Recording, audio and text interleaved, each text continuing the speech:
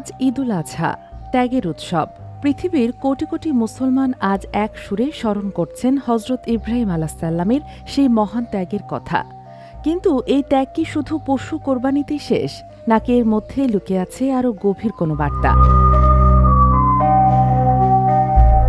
কোরবানি আসলে মানুষের ভেতরের আসক্তি, অহং ও স্বার্থপরতাকে অতিক্রম করার আহ্বান। যে মাংস বিতরণ করা হয় তা কেবল দান নয়, এটি একটি ন্যায়বোধের স্বীকৃতি।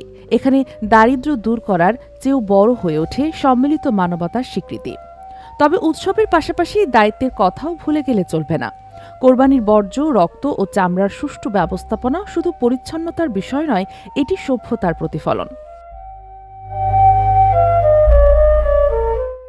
ঈদে বাড়ি ফেরার আনন্দ অতুলনীয়।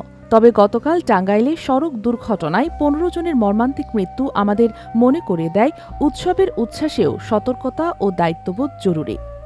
ঈদুল আজহা তাই শুধু আনন্দের দিন নয়, এটি একটি নীরব আত্মজিজ্ঞাসা।